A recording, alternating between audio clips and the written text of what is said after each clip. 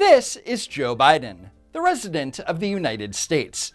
On February 21st, 2024, Biden spoke at a public library in Culver City, California, and was introduced by a one Dr. Jessica St. Paul. Let's listen to her story. I took out student loans to get my undergraduate degree at Howard University, my master's degree at UCLA, and then my doctoral degree, because I wanted to be better equipped and I wanted to serve my community. I wanted to live my own American dream. So according to her LinkedIn bio, she is a doctor of medical science, a physician associate, educator, philanthropist, CEO, and special health practitioner. But despite all of those credentials, Dr. St. Paul supposedly wasn't able to make enough money to pay back her student debt.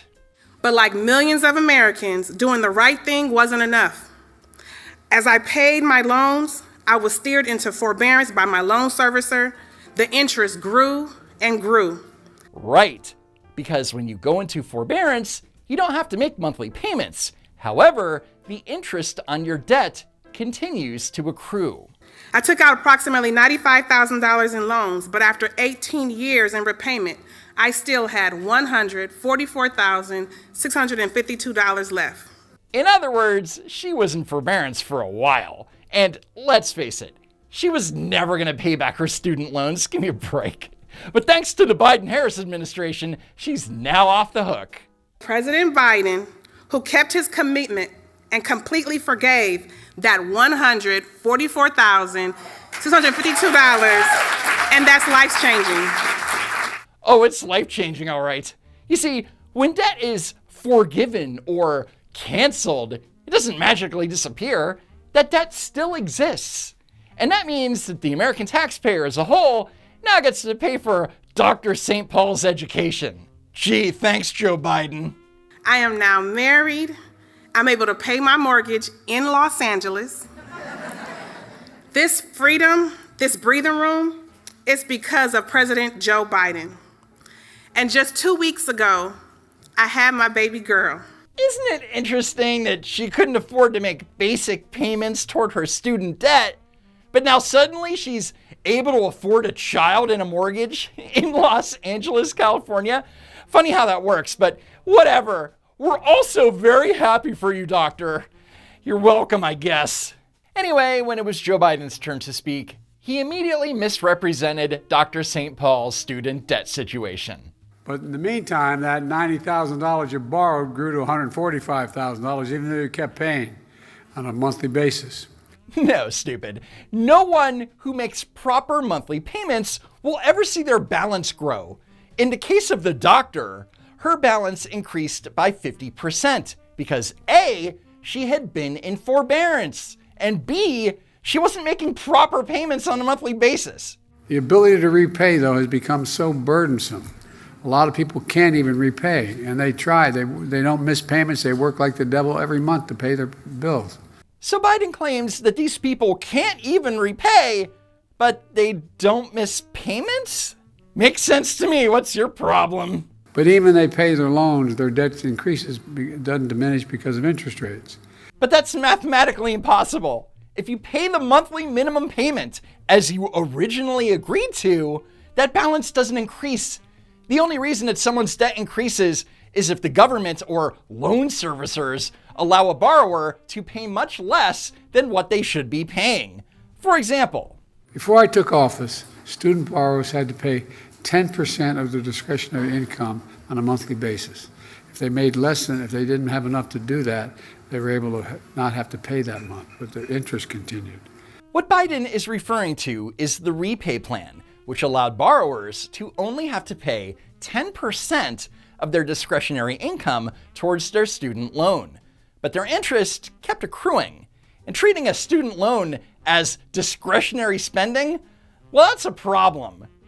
I fixed what's called the SAVE plan. It existed, but I fixed it. No, that's another lie. The SAVE plan literally didn't exist before August 2023. In fact, here's lying Joe Biden. Today I'm proud to announce a new program called the SAVE plan. It existed, but I fixed it to make it the most affordable repayment plan ever. What? The most affordable repayment plan ever. Anyway, the SAVE plan basically allows borrowers to basically pay nothing towards their student loan. That means no one with an undergraduate loan, whether it's a community college or a four-year college, will have to pay more than 5% of their discretionary income to repay those loans starting in July. And that's income after you pay for necessities like food and housing. And that's why student loan borrowers are trillions of dollars in debt. Because the Department of Education, along with the rest of the federal government, isn't taking any of this seriously. Borrowers should be forced to treat their student loan payments as mandatory, but by treating it as discretionary, they're putting it in the same category as fun money. I mean, why pay back your loans when you could buy video games or Birkin bags or dinners at fancy restaurants? And there's more. According to the SAVE fact sheet, the Department of Education will stop charging any monthly interest not covered by the borrower's payment on the SAVE plan. As a result, borrowers who pay what they owe on this plan will no longer see their loans grow due to unpaid interest. For example, if a borrower has $50 in interest that accumulates each month and their payment is $30 per month under the new SAVE plan, the remaining $20 would not be charged as long as they make their $30 monthly payment. So basically, what their example is showing is that there are people out there who went to college for 4 years, got a degree, and then they can't even afford to pay $50 a month. But wait, there's more. Already 7.5 million Americans have enrolled in this so-called SAVE plan. And there's more than 4 million of those borrowers had their monthly payments drop to zero if they're living paycheck to paycheck below a certain level. And based on the SAVE fact sheet, a single borrower who makes about $15 an hour will not have to make monthly payments. So hang on, people are spending tens of thousands of dollars to attend college only to make less than $31,000 a year? That's right, and it's a big problem. Recently, the Wall Street Journal reported that within their first year, 52% of college graduates end up in jobs where their degrees aren't needed. More than any other factor analyzed, including race, gender, and choice of university, what a person studies determines their odds of getting on a college-level career track. And based on an analysis by Burning Glass Institute, 10 years after entering the workforce, 45% of college graduates do not have a job that requires a degree or even college-level skills. So pro tip to future generations, chances are pretty high that you probably don't need to go to college at all. Now, you may remember that back in August 2022, just a few months ahead of the midterms, Biden decided it was time to buy some votes. Using the authority Congress granted the Department of Education, we will forgive $10,000 in outstanding federal student loans. In addition, students who come from low-income families, which allowed them to qualify to receive a Pell Grant, will have their debt reduced $20,000. But the Department of Education did not have the authority to forgive loans across the board. And eventually, the matter would be taken up by the Supreme Court, which ruled that the Biden administration had acted without proper congressional authority and thus violated the Constitution's separation of powers. Look, early in my term, I announced a major plan to provide millions of working families with debt relief for their college student debt. Tens of millions of people in debt were literally about to be canceled. What? People in debt were literally about to be canceled. 81 million votes, guys. But my MAGA Republican friends in the Congress, elected officials, and special interests stepped in and sued us, and the Supreme Court blocked it. It blocked it. So Joe Biden wanted to be able to violate the Constitution and blames MAGA Republicans for calling him out on it. And I would have gotten away with it too if it wasn't for them damn mega MAGAs. It blocked it. But that didn't stop me. I announced we were going to pursue alternative paths for student debt relief for as many borrowers as possible. Starting today, we're canceling student debt for borrowers who are enrolled in the SAVE plan and have been paying student loans for as little as 10 years if they took less than if they borrow less than $2,000, it's forgiven. $12,000, excuse me. The loan is forgiven. In other words, the Supreme Court told me I couldn't forgive student debt across the board, but I'm gonna do it anyway, because f*** 'em.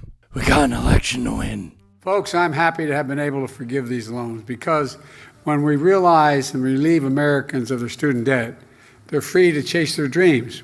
What about the dreams of the millions of Americans who did the right thing and paid off all of their student loans? Or the millions of Americans that don't have student loans and never had them in the first place? And what about the millions of Americans who didn't go to college? I guess only the irresponsible have hopes and dreams.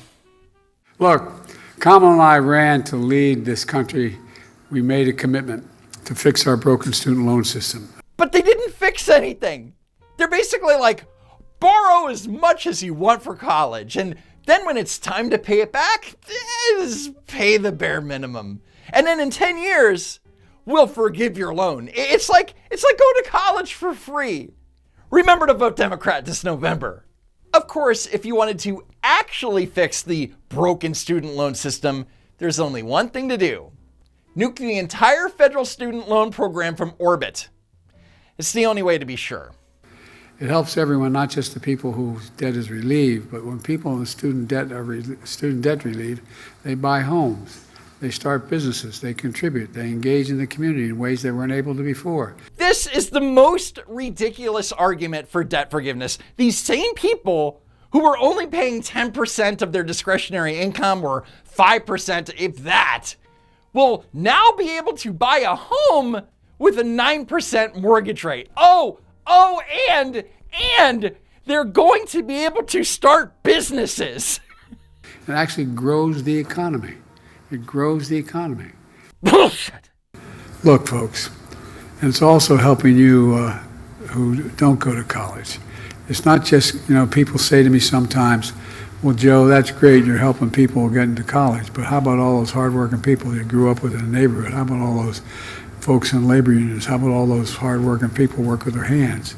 Here, Biden is being inadvertently honest. See, there's labor union people that work with their hands, and then there's tons of college graduates who don't. But with that said, why should hardworking Americans be forced to use their tax dollars to pay for someone's double major in sociology and gender studies? How about all those hardworking people who work with their hands?